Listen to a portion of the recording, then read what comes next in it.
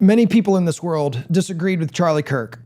You don't have to watch many of his videos to see that lots and lots of people strongly disagreed with him. But immediately, in the hours and days following his murder, social media erupted with many people overjoyed that his voice was silenced, even people that would say that they are Christians. Here's what I would like to gently offer for all of us to consider. We live in a world and in a country where we have strong differences of opinion about what is right and best for this world and for our country. That will likely always be the case. With that being the case, there are only two paths to peace that I see.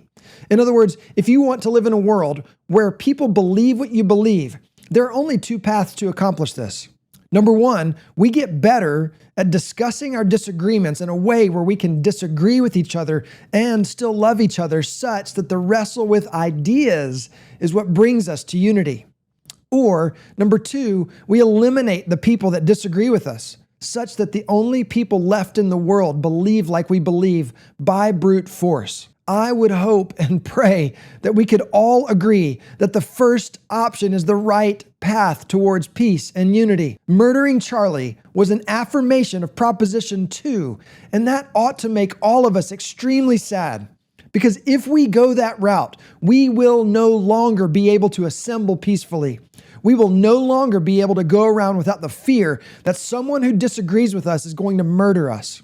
So if you disagreed with Charlie, and perhaps even disagreed with him very strongly, may I offer to you that rather than posting about being happy that he is dead, consider instead posting that you're heartbroken over Proposition 1 being attacked. That is our higher calling. That is our path towards shalom, peace. Here's another way to think about it.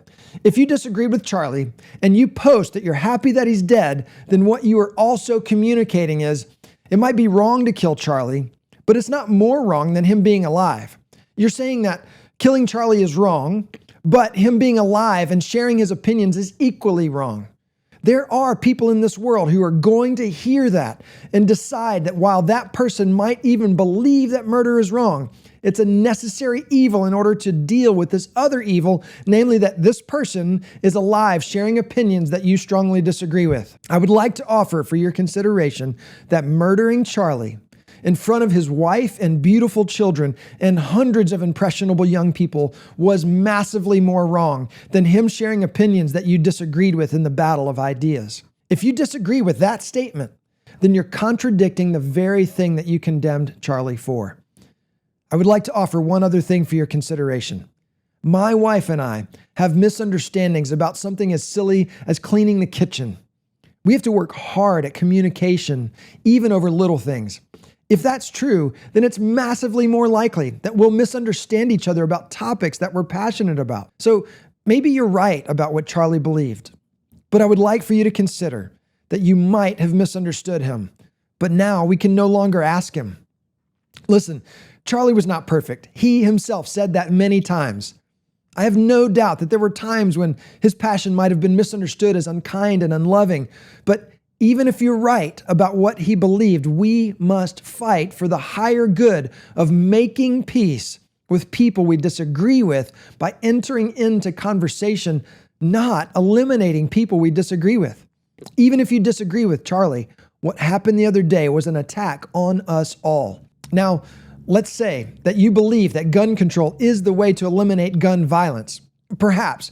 I'm not here to debate that right now. But one other consideration that I would like to offer you. If you want a nation and a world where we don't murder each other with guns, then a major way we can work towards that is by leading people's hearts towards love rather than anger. Because even if we could eliminate every gun on the planet, if we don't deal with the heart issue, people will find other ways to inflict harm on each other. I promise you that. We've seen that when people have used knives, cars, airplanes, all kinds of things.